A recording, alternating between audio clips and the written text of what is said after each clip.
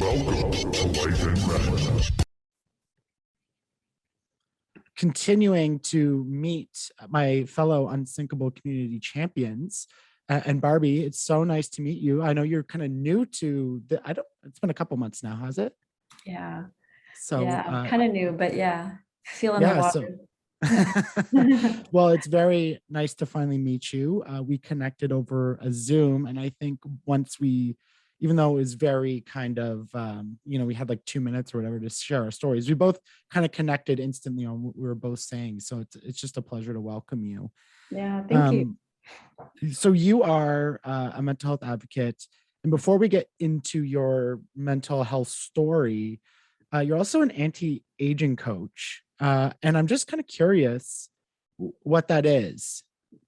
So I'm an anti-aging coach. Oh, okay. I missed the anti. Okay. Yeah. So to me, that is, and this will back into my story when we get into it, but I am a person who, because of my story, challenges societal conditioning and everything that we've just blankly accepted, my generation especially, along the way. And now here we are, like, accepting these anti-aging messages, which, I mean, let's peel that apart. Like, what's the actual message behind anti-aging is like, don't do it, right? So I'm anti all that. And I am speaking the voice of claiming aging and taking our years and celebrating them and embracing them and stepping into the power of who we are, rather than, disappearing in a society that makes us a bit invisible once we've hit 50 or 60 or whatever. Right. So yeah, I'm anti the whole anti-aging message. Okay. Yes. Interesting. And that is a very interesting topic, especially the way, I come from a media background, and the way media treats women, especially like women on TV, women in film, all that stuff, when it comes to aging. Very interesting. So we're going to get into that. But as you referenced, your story led you to this point in your life. So in your own words, take us through, where did your story begin into becoming this advocate, this speaker, and this just extremely passionate person? Yeah, so I would say the passionate part was probably from birth, made of love and compassion, whatever. But my actual own personal healing journey began 5 years ago. My youngest daughter, who was 21 at the time, was raped. And that launched me into, I say there's 3 parts to that story: hers, mine, and ours. I'm going to just focus on mine right now. It led me onto a path of, besides all the personal healing and learning how to support somebody through trauma, it led me onto my own path of secondary trauma, and asking myself the question, like, how are we a society where this happens? Mm. And like I say, the short story is that went into, I became a life coach and an energy healer, and I dove deep into generational wound healing, which led me into societal conditioning and healing, so greatly needed from generations of patriarchal messaging, and how that's damaged both men and women, and the messaging that we just absorbed and passed along through generations that has led to rape culture. And then just with that same interest and passion and need to bring awareness to societal conditioning, it just sort of kept evolving. And I turned 60 this past summer, and I think my year 59 was like, whoa, whoa, look what's coming. And looking around at my friends and everybody who's going to be turning 60, and I thought, like, where'd that anti-aging message come from? Why are we so afraid to get old? Why am I having 30 and 40-year-old women reach out to me saying, like, I'm already afraid of getting older? Like, you're 30, like, it's not even close to over, And I thought, we need to, and I do other story too, but I speak passionately and advocate for restorative justice and societal healing of condition that we've been taught when it came to rape culture, and healing from that perspective. I have the same passion now of healing for my own generation, who I call the because I said so era, Mm, because we mm, were told because I said so was an answer. And, we were children that were seen and not heard. And we were literally taught not to question anything. All right. So we didn't. And now here we are, this generation being told, like, for the love of God, don't get old. Right. And what I found was the ripple of that. So the damage that it does to my own generation, women in particular, because men are allowed to age, just we aren't. The damage that it did to us on an individual level, but the ripple effect downwards, because now we're leading by example of fear and denial rather than leading by example of empowered wisdom and guidance, right? So it's rippled down to our daughters who now fear getting older. So, on the same, I split my societal conditioning passion. I'm always an advocate for restorative justice and healing that patriarchal gender divide, and for healing the message that we absorbed about aging and learning to celebrate it rather than fear it. mm. A lot of interesting stuff to unpack there. But I want to go back to that 5 years ago and what happened, the so unfortunate event with your daughter. What was your knowledge before then of mental health, of this system? Like, were you completely, kind of just blind to it and just living your life through it, and then this moment happened and then you got all into it? Were you always sort of questioning things, and then this just kind of lit the fire as you started to unpack, not only your own wounds, but like you kind of mentioned, those societal wounds? Like, what was your life leading up to that point of 5 years ago? I love that question.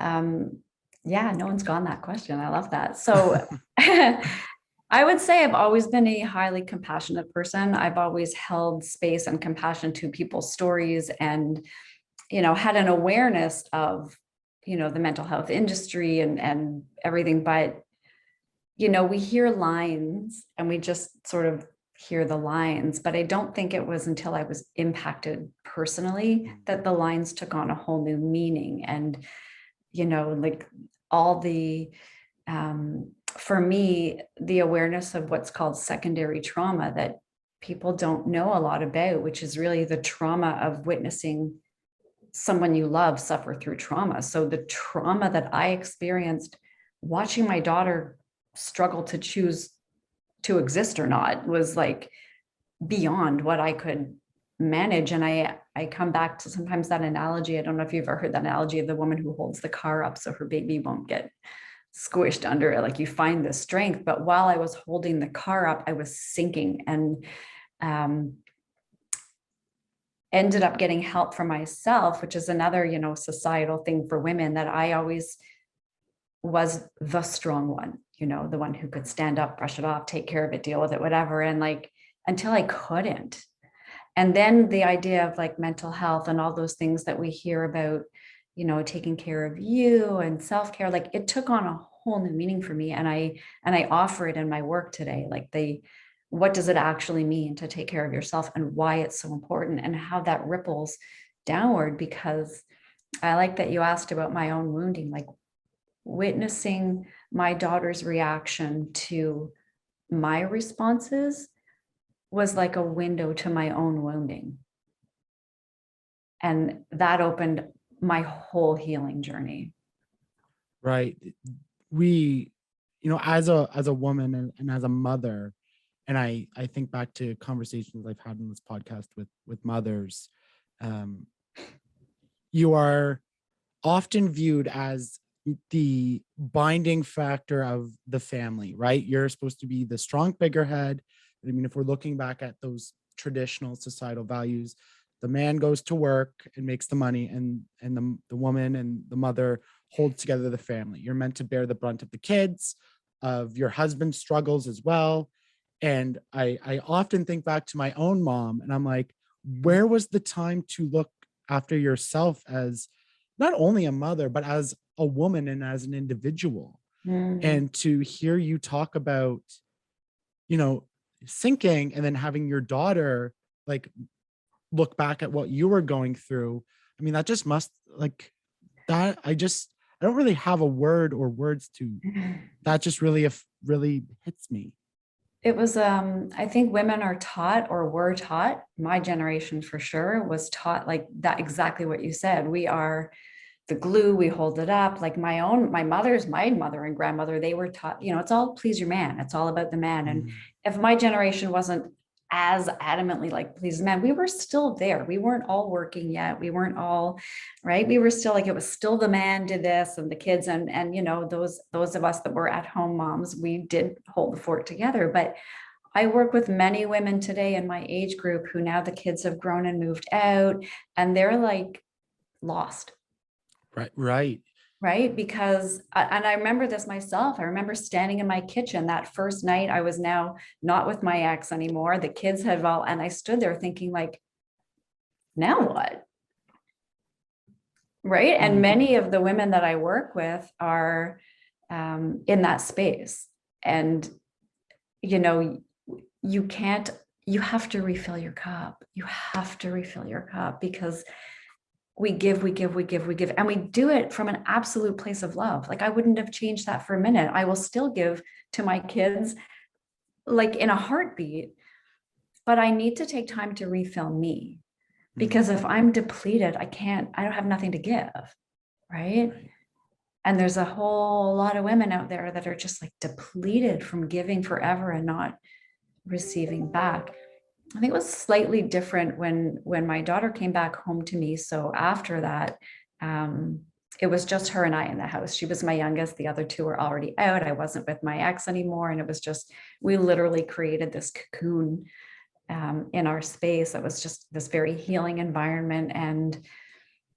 But everything that was intuitive to me as a mom, as her mom specifically, wasn't working, didn't work anymore. She was in a very different state. She was, kind of catatonic and not verbal for a while. And like we had to find a whole new way of communicating. And it was life changing. It was life changing on so many levels because it, like I said, it drew awareness to my own wounds that if I would respond to her in some way and she couldn't handle it, I noticed that my response, it was my need.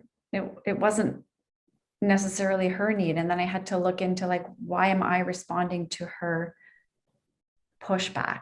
That's on me. Where's that coming from? And it was kind of a mirror into wounding. And I went back to do my own childhood work and my own generational wound healing. And, we created a space, the two of us, over those few years of healing where we learned, both of us, a lot about communication and a lot about holding space and a lot about our own healing, like deeper and back. And yeah, that was the catalyst for my journey to where I am today. That and her case was the first in North America to conclude with a restorative justice outcome for a sexual violence case. And that was like the culmination of all the years of healing in this one huge validating proof that I've always thought, but was seen as naive, that like we can heal through love and forgiveness and compassion. And there is space for healing over what we know to be our justice system, which is not. And yeah, that whole story was completely life-changing and altering and healing and walked me right to all that I offer today. Restorative justice is kind of a new concept that actually just came to me. And before our conversation, I was trying to remember what show or documentary I was watching where it came up. And I definitely want to touch on that. But just before, quickly, how is your daughter doing today? You've referenced her, and I know she has her own story that is hers. But like, just I'm sure we're all curious. Like, is she doing okay? She's amazing. She is my hero, my warrior, my goddess. She is healed because we learned what healing really means. And she healed from a very soul level. And she today is also a coach. She works with women who are looking to reclaim their own sensuality post-trauma. And she's also an advocate for restorative justice and speaking. And yeah, she's doing amazing. Thank you. Absolutely amazing. Mhm. When you mentioned something I think we all know, but we don't necessarily talk about or acknowledge as much. And I think it's super imperative as we're in a pandemic, you know, we're viewing so many different emergencies on social media and on the news, whether it's the climate emergencies. I mean, we look at what's happening in BC with the flooding. We look at what happened with Indigenous communities and the resurfacing of finding children's bodies. We think about all the things happening around the world. George Floyd is this idea of that residual trauma. And when we see a number on a news or a statistic or that somebody died, a lot of us would be like, oh, that's so sad. Oh, that's awful. That's terrible. But we never clue into the ripple effect of how many people down the line that it's affecting. Like when you see someone die of COVID, you know, it's like, that's so sad, but they were maybe a father, a mother, a grandson, a grandparent, a cousin, friend, coworker, partner. Like there's just so many different people in your life that you know and can affect when, you know, you're lost. And what I'm curious about is after you discovered this concept and you've mentioned about refilling your cup and your healing journey, what sorts of things did you do to heal those wounds? There's so many layers to what you've just said. So I'm going to like try to get to all of it. I want to start with just a tiny explanation of restorative justice. And that is that restorative justice focuses on repair over punishment. Right. It looks to heal a situation and transform it rather than punish as our punitive system does. And it honors the ripple effect of a crime, right? So I'm a ripple whose life changed that day, never to be the same, right? So it ripples. So what our restorative justice circle looked like, and in restorative justice, it's up to the voice. There's a voice for the survivor, the victim, which is not at all our punitive system either. What that looked like for us is we sat in what ended up being an 8-hour circle of my daughter and her assailant, and each of them was invited to bring people that were the ripple effect in their story. And we each met with the mediators the day before individually. And what impacted me so much was the mediator saying to me, we need you to speak from a place of I, not to go in tomorrow and say, this is what you did to my daughter. She felt this, but say to him, this is what you did to me because of what you did to my daughter, right? So that ripple is hugely impactful, right? And so my story was hugely impactful to him, right? And how my life changed. And it did change. My work life changed, my social life changed. I literally zoomed right in here. Like, you know, everybody else was let go. I zoomed right in here. I was working at the time at a women's gym as a personal trainer for years in that space. And my clients knew that if we had a different text sound, she had a different text sound than anyone else. And if that sound went, I might just get up and leave at any given moment. We had, you know, cues and clues. We had emojis if she was nonverbal, like send me this emoji and I'll come home, and like, you know, whatever it meant. My own self-care had to be, you know, when I teach self-care modalities today, there's many, you know, there's journaling, there's meditation, there's dance, there's movement, there's music, there's walking in nature, there's a bath, whatever it is that brings you back to your own center, to your own peace, to your own breath, that can like calm your body. I couldn't do that in front of her,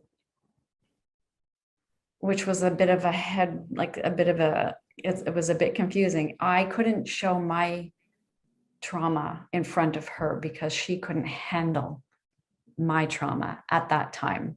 Now she pushes me to tell my story, but at the time I couldn't react. I couldn't cry. I couldn't, nothing. I because she couldn't handle it. So my self-care had to be done privately. So ultimately I did get help because I realized this was bigger than me. And I, you know, at the beginning, I'm like, no, I got this. And then I like really didn't have this. And I think it was the first time probably in my life that I said to a friend of mine, I'm not okay. And I think her answer was like, well, that took a while, right? Like we were waiting for that. And I did go speak to somebody just, and actually I said to her, I don't recognize myself right now because I'm the strong one. I'm the one who can do this. And she said to me, let me get this straight. She goes, your daughter's been raped and you're her support, and you think you're coming apart and that's weakness, but you're sitting here in my office telling me this. And she goes, where's the weak part? And that was like really life-changing for me, because I thought, like, you know what, there is so much strength in leaning into your healing journey that takes so much more strength than standing up and brushing it off. Truly. And like, I'm here to redefine strength for anybody who believes that strength means, you know, you stand up, brush it off, and you got this, because that's easy. What's not easy is sitting in it and leaning into it and feeling through it and really letting it heal, truly heal, you know? So for me, it was going outside to get help, or in moments when I was alone, I would come home and like, I remember like leaving my condo in darkness and just lighting candles and just playing soft music. And I think I just sat there for a while, or I did some sketching, and I just did some, you know, I needed to just bring my body back down from this energy that was just too much, you know, it was too much. So I had to find a way to to make it through it. And I had to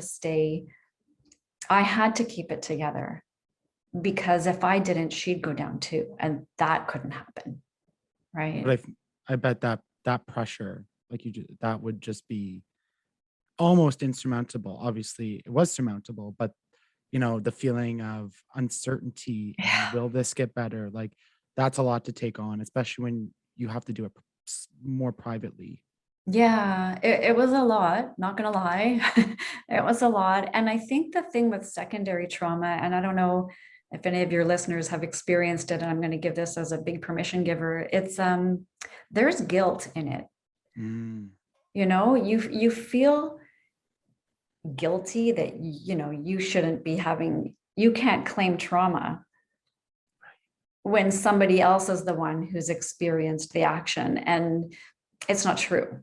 You are experiencing secondary trauma, which is the trauma of your loved one experiencing trauma, and witnessing that is traumatic. What I experienced was traumatic, and the fear factor and just watching her become for a while, like it wasn't her, and I didn't know how to get her back. And yeah, you feel guilty for feeling that, and you're not seen in that way. So I think everybody would say to me, you know, how's Marley doing? And I think, you know what, they should ask that first. They 100% should ask that first. But nobody ever said to me, like, how are you?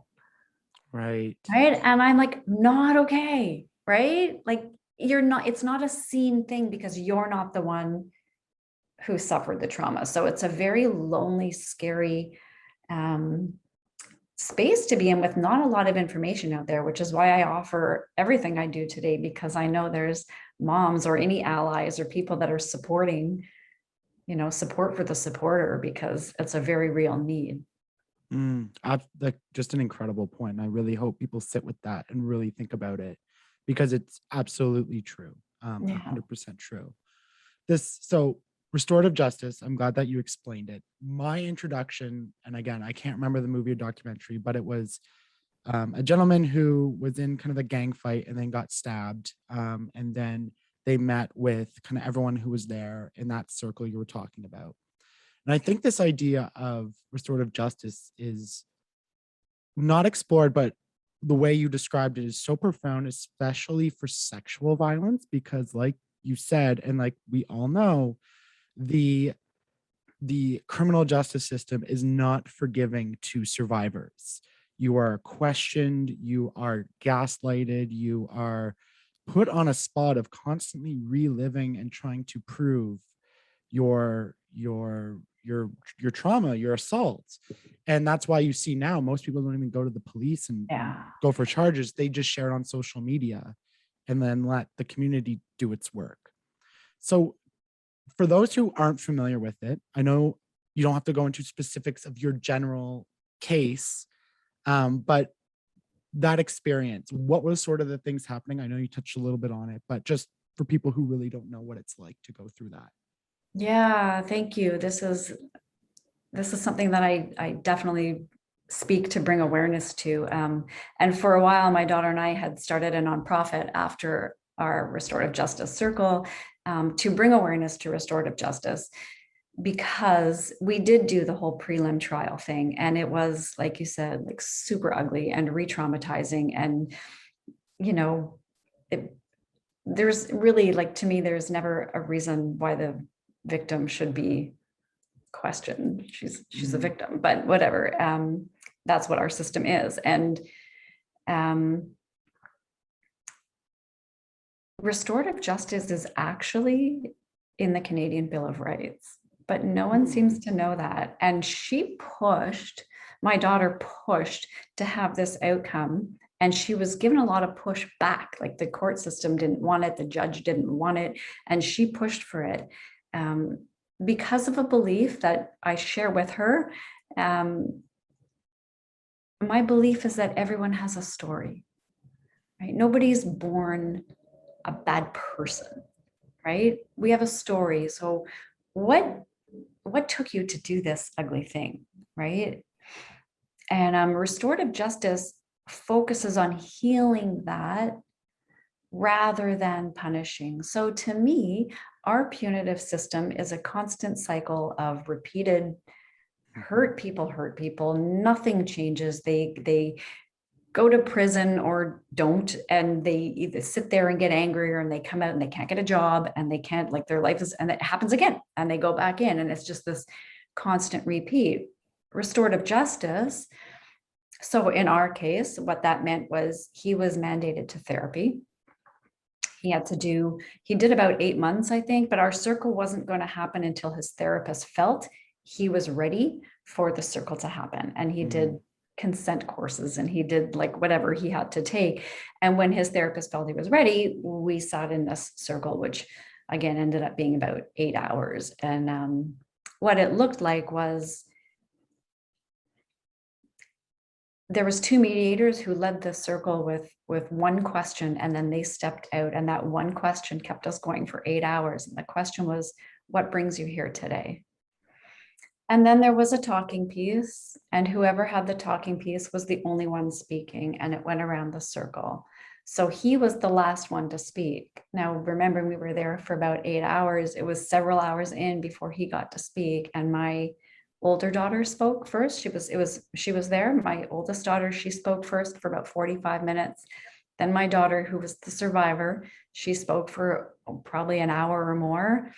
And then someone else spoke, and then I spoke for well over an hour. Everybody, I call that round like the soul vomit round, like everything that was sitting in us for 3 years. This was 3 years post-rape now, right? My daughter said to me from the beginning, I just want him to look me in the eye and tell me how he could do this to another human. She got to ask him, right? She got to ask him, and I got to ask him all the things I wanted to ask. And then we went around 3 times. It was the third round was really, does anybody have anything left? And they told us, we'll sit here until everybody has everything out. It was truly the most healing, transformative experience. So now you have a human who's done this extremely ugly act, who's now a better human, and is going to go on to offer a better human message to the next people that walk behind him so now we've broken that cycle, right? So to me, that makes so much more sense when you bring healing and justice together. In our regular court system, there's no healing. Nobody feels good. If he Mhm. got convicted, he wouldn't feel good. My daughter would receive no healing. I'd receive no healing. Nothing heals because he's sitting behind bars. Nothing changes. No one heals. And when we started our nonprofit, we sent a poll out there through social media. We sent a poll and it said, there was 3 questions. Have you ever been affected by sexual assault? So it's either you or someone you know, right? And like everybody, Mhm. yes. Did you report? Most people, like 95%, no. And the Mhm. 3rd question was, if you had known about restorative justice, would you rather have had this as an outcome? Hands down, everybody said yes. Because the truth is, we don't need to seek that eye for an eye revenge thing. And most survivors just want an answer, like, how could you? And what was that? And, to receive accountability, to sit in a circle, like, I won't lie, when I walked in that room, I thought I was going to be sick, right? Mhm. Sat down Mhm. across from him in a circle, and Mhm. to be able to witness his face showing remorse, to see him crying, to have him look at her and take accountability and apologize for what he did, to share story, everyone in that room to share story, that is absolutely healing. When you feel heard, you begin to heal. And, and I don't think I can say for sure, not one of the 7 of us who sat in that circle that day walked out not completely changed. Mm. Yeah, that's powerful. That is absolutely extremely powerful. You had to ask for it and you had to push for it. Um, why do you think there's so much resistance to this idea when it comes to our system? I mean, that there's so much benefit not only to the human but to the system. Yeah, right? Our courts are backed up. Like there's so much administrative stuff in this as well. Why do you think there was so much pushback and continues to be? I'm going to tie this back into, and you'll see the thread that binds all my purpose together. I think it's that same conditioning that we don't question. We have just been handed this system Mm. forever. And so we think that's the system. That's what you do, And I would get comments from people when they heard we were doing this, like, yeah, but don't you think he got off easy? He did something bad, he should be punished, right? And my answer is like, firstly, he didn't get off easy. He did a year of therapy. He had to sit in a circle for 8 hours and listen to people tell him how he ruined their lives, right? Like, this is not easy. And then he had to take accountability and offer apology. And like, this is not easy. Like, think of any moment in a small moment in your life, when you were a kid and your mom said, like, go tell so-and-so you're sorry. That wasn't easy, right? So imagine this, right? So not easy. And then the idea of an eye for an eye, or he did something bad, he should be banished. My analogy for that is when I was a kid and my parents would say, like, go to your room. Mm.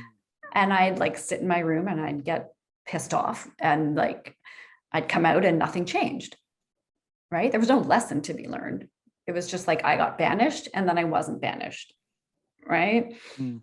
I think that if we can undo the messages and the assumptions that we've just been handed, that this is the system, so this is how it's supposed to be, and we notice that we can't keep running into the same wall and expecting a different outcome. If nothing changes, nothing changes, right? So Right. if we can undo that assumed story that you did something wrong, you deserve to be punished, and we can sort of replace it with you did something wrong, let's look at why that happened.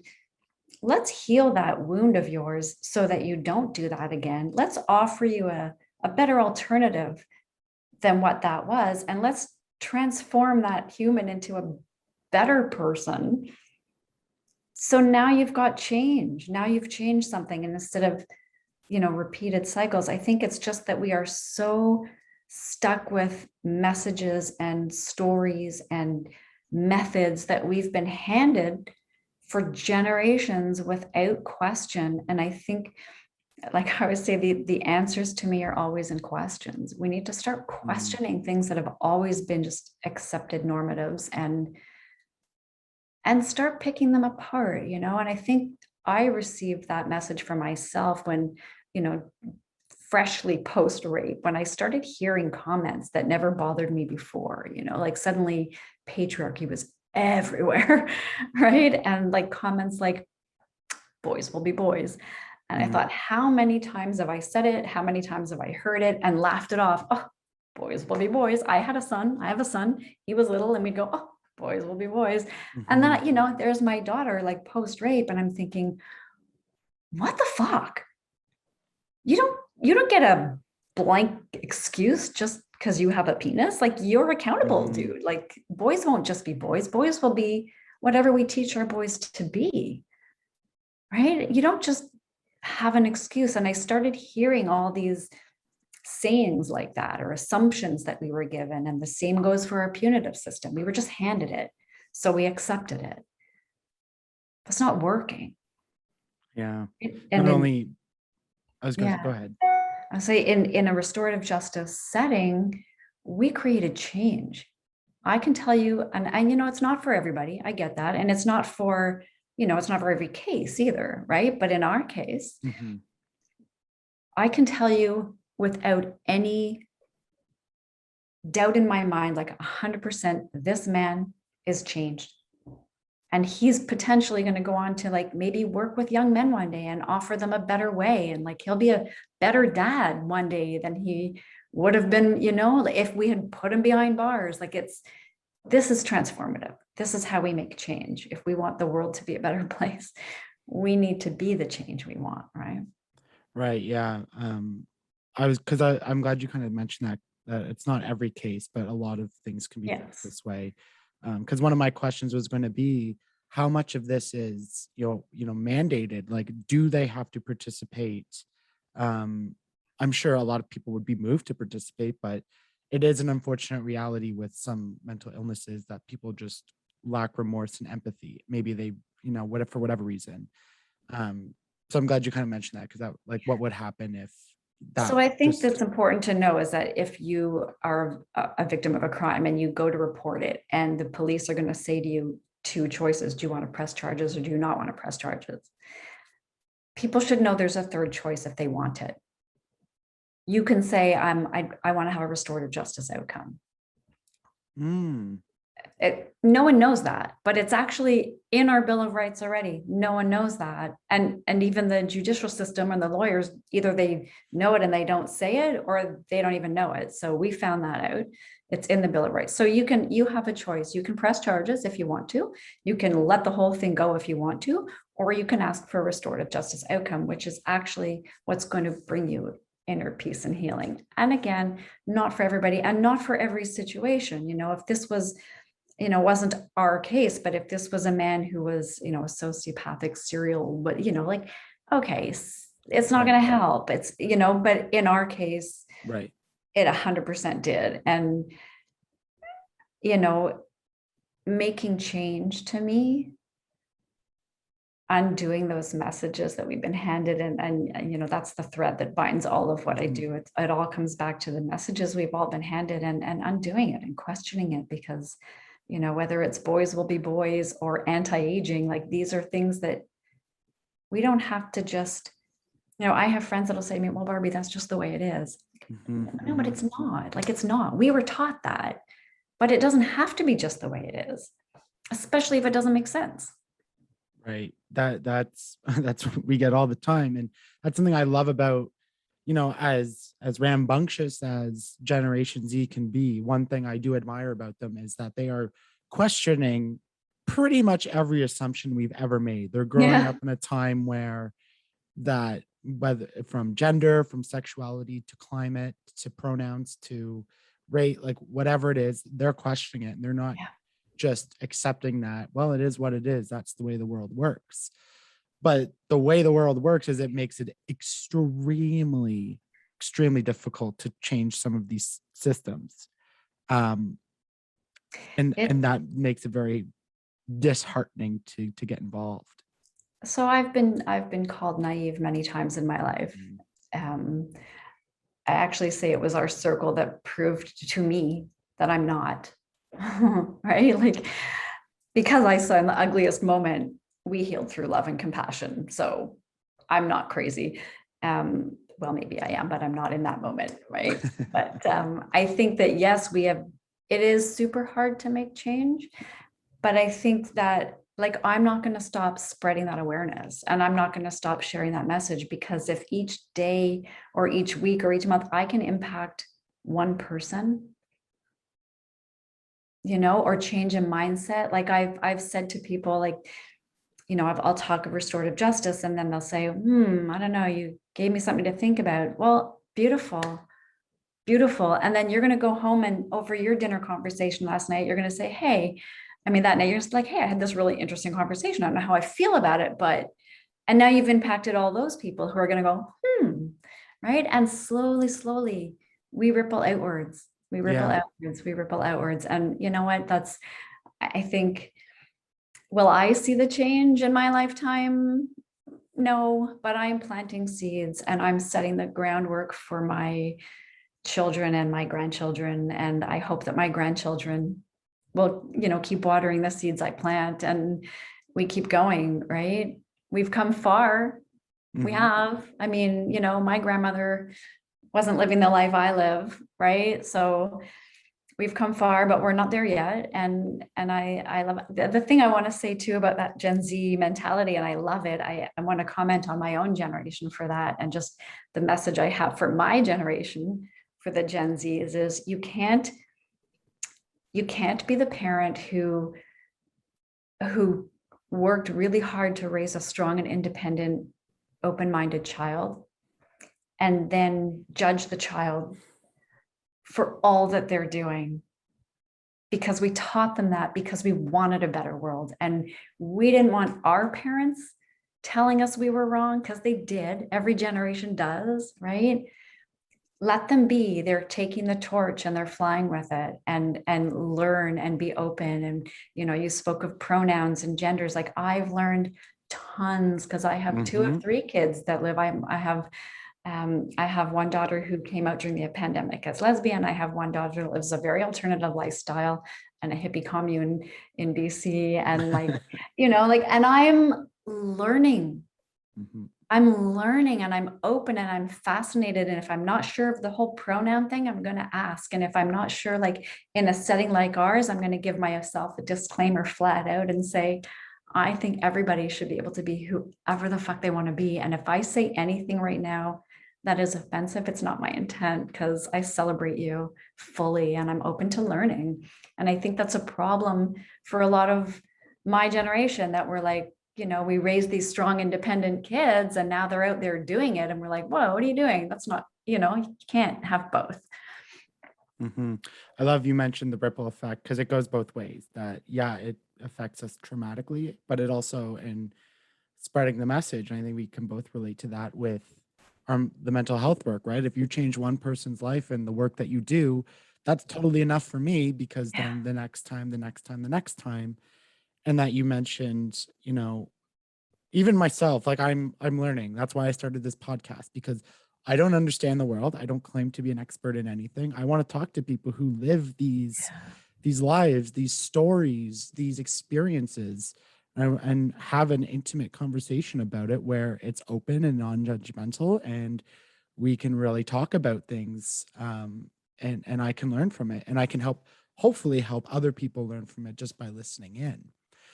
We talked about the patriarchy, and I wonder how the anti-aging part of your story intertwines with this healing, and to where you're at now.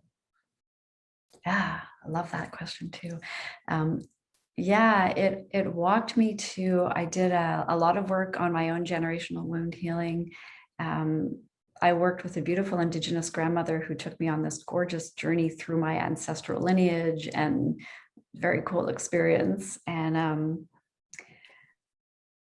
the whole anti-aging thing, I think it really hit me strong one day when I was in the drugstore, and I saw, like, the aisle has the signage above, and it actually, the whole aisle was actually called the anti-aging aisle. And I thought, there's a whole aisle that's making me feel like shit about myself, and telling me that I shouldn't age. And if I buy this cream, I won't have a wrinkle. And I felt like, what's wrong with that message? And it's all women's products. Men don't have an anti-aging oil, right? Men are allowed to have gray hair and wrinkles and they become distinguished, right? I used to hear it when I was working in the gym that the women would come to me and they'd say, you know, my husband like asked me like, what's this and what's this and what's going on here? And I'd say like, and what does he look like? Like, how come he's allowed to be gray with a pot belly and you're not allowed to have a wrinkle? Or like, what's wrong with it? Like, what messages have we been handed as women that we have to maintain this unrealistic, not attainable goal in order to be good enough? Right. And that message ripples all over the place with, it's everywhere. And so, I mean, it all ties in, it's undoing messages, but I find the effect on my own generation. And I actually did a little survey when I did on my Instagram and I said like, okay, what do you think? Should I let it go? Like, should I let it go? And I did a poll and like my own age group was like, hell no.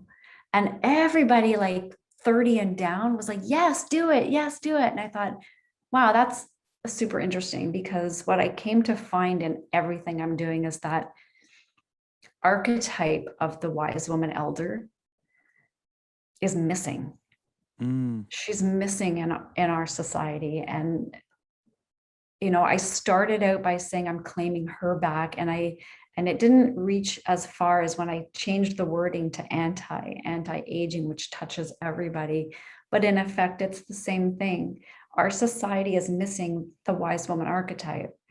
And her lack is affecting those of us who should be sitting in that seat right now.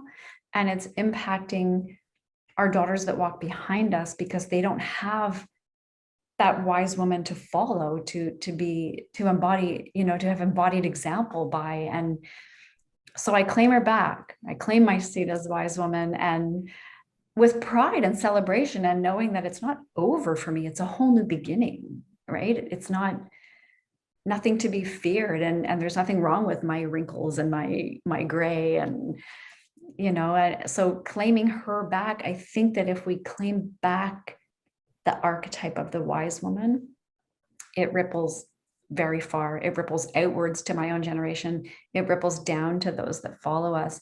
And in their receiving it, we can bridge that generation gap.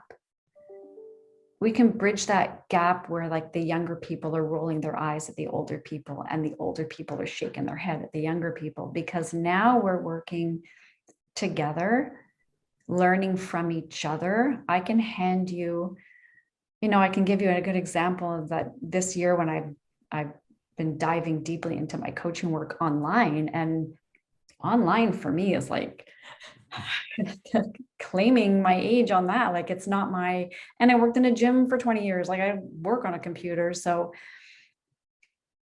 learning the tech, like my daughter was helping me. And,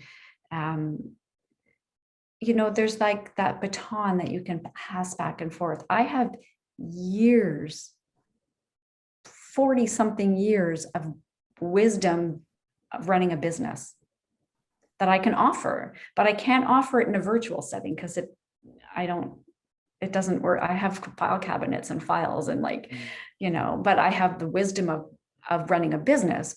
She has the wisdom of how to do it in a computer. And if we can put aside like eye rolling and head shaking, and, you know, we can blend generations by working together and by claiming our seat where we're supposed to be sitting and owning that place. We offer from a place of empowerment. I can offer my wise woman years from a place of empowered wisdom because I've claimed my seat instead of denying it. And then she can receive it as such. And if we've opened that window, she can offer to me and I can listen and learn. And, you know, same with pronouns. I know we didn't talk about pronouns until recently, right? You know, that's a head wrap. Sure, it's a head wrap, but you know, hey, call yourself whatever you want. You be you, right? It's not for me to, right? But we can bridge that gap if we claim our seat. And so I've found that need to reclaim the wise woman archetype is a key piece in healing all of it. I think all of it. I think it has to stem down, and it can't stem down if we don't claim our seed and then give permission to everybody else behind us to claim theirs and to, walk empowered instead of fearful. Mm-hmm. You talk about that wise woman archetype type, and it's so interesting.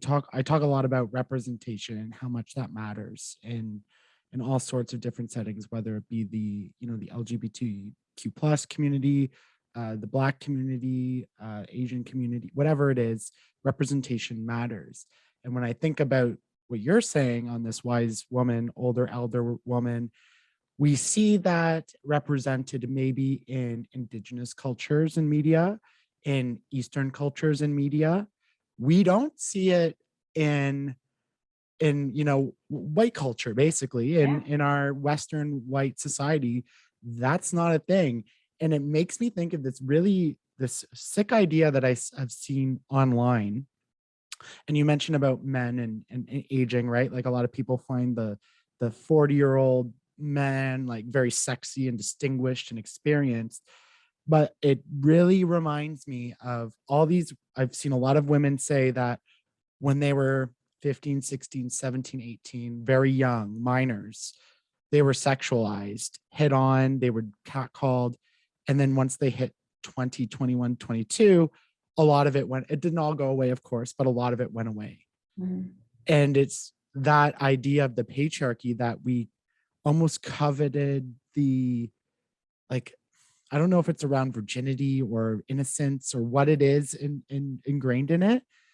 And then we admire the wise man. It's so for me, it's very perverted.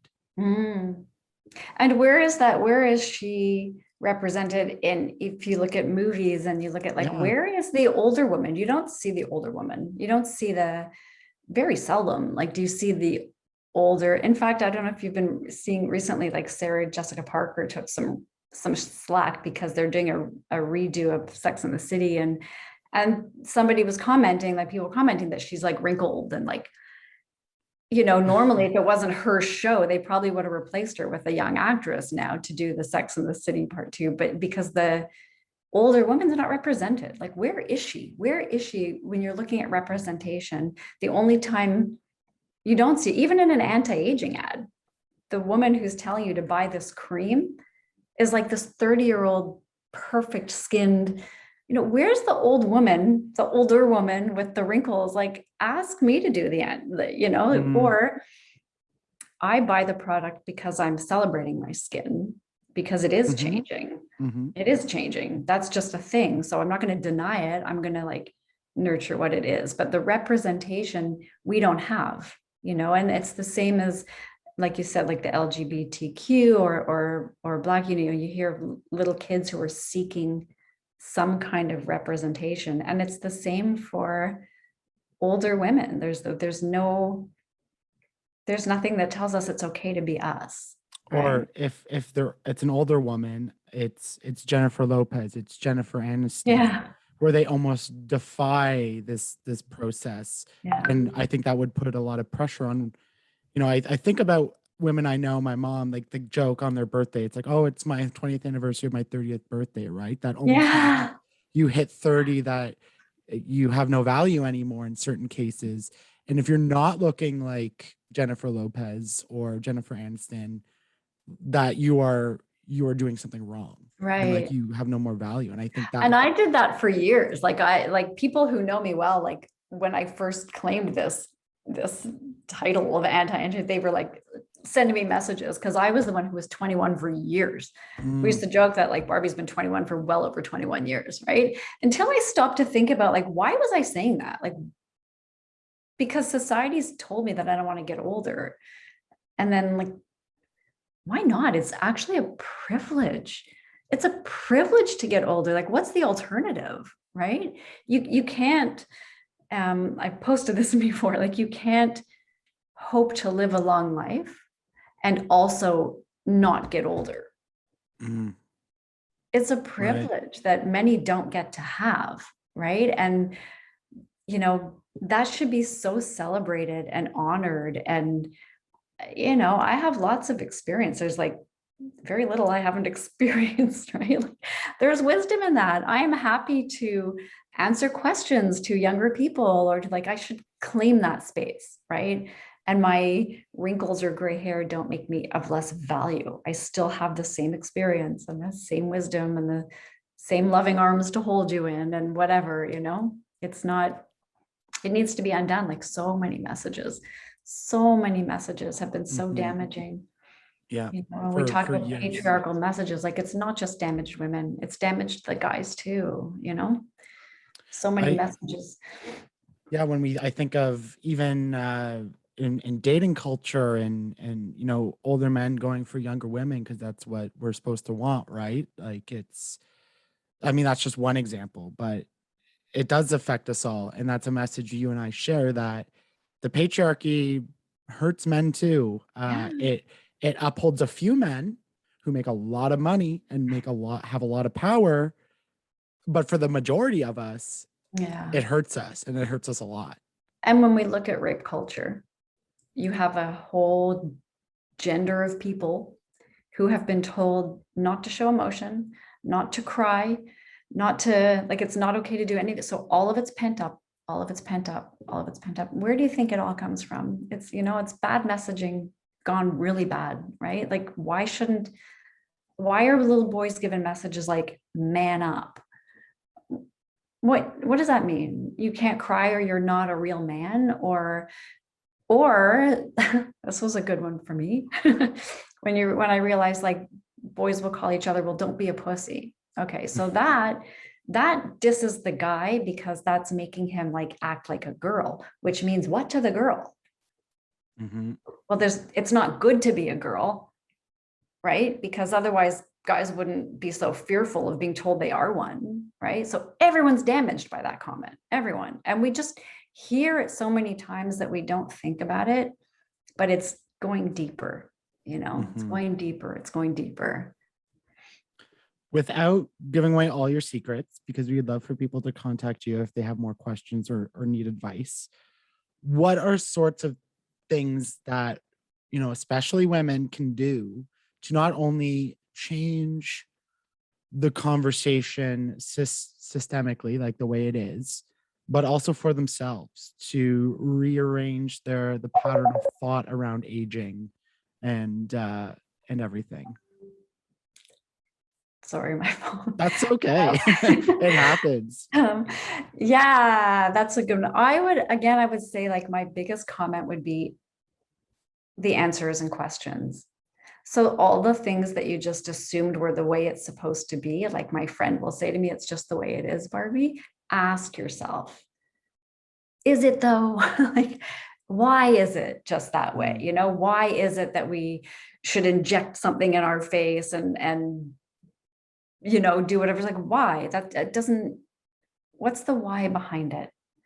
Right. And if the why behind it doesn't actually make sense in your body, if it's not like a full yes, like, if somebody's saying to me, well, you should inject something in your face because that's just what you do. And I'm thinking, it doesn't feel good. It doesn't have to be the way it is. So start questioning all the things that you were just handed and didn't question. And, these were things that I found in an ugly moment that pushed me to start seeing patriarchy everywhere, right? Yeah. Just start questioning what's wrong with a wrinkle. Really, like, when people say you don't want wrinkles, how come? Well, because it doesn't make you beautiful. Well, let's look at what is beauty then. Like, let's redefine what the industry's told us beauty is, because I think there's a lot of beauty. I mean, think of your, like, grandma, right? Like, you thought she was beautiful, right? Right? Like, there's beauty in the face that shows a life of story and has wisdom in it. And there's, just whatever the thing is that is not feeling like a full yes to you, that's actually causing you a bit of anxiety inside. It doesn't have to be that way. That's very wise words. And I know I'm not struggling with wrinkles yet, but I am balding. And for me, that's a big insecurity. And that's something I'm trying to work through myself right now. And that part of aging for me, like, I'm like, wrinkles, no problem. But my hair, I'm a redhead.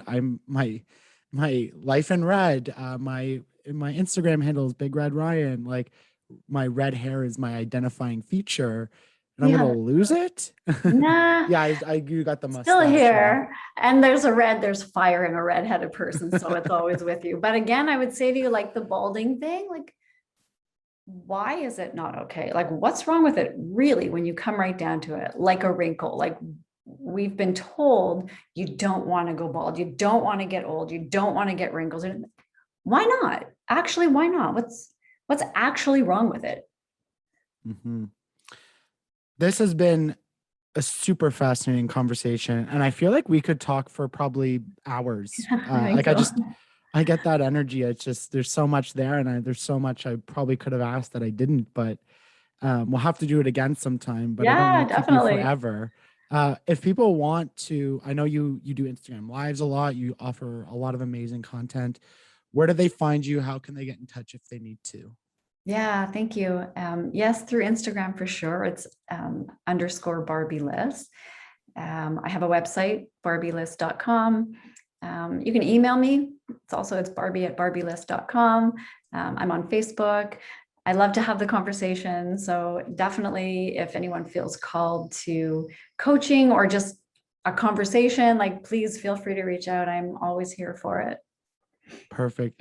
This was amazing. Again, thank you so much. It was a pleasure to hold space and just learn more about you and this story. And I definitely look forward to working with you with Unsinkable and everything moving forward. It's quite exciting. Yeah, thank you so much for having me. I always can't find the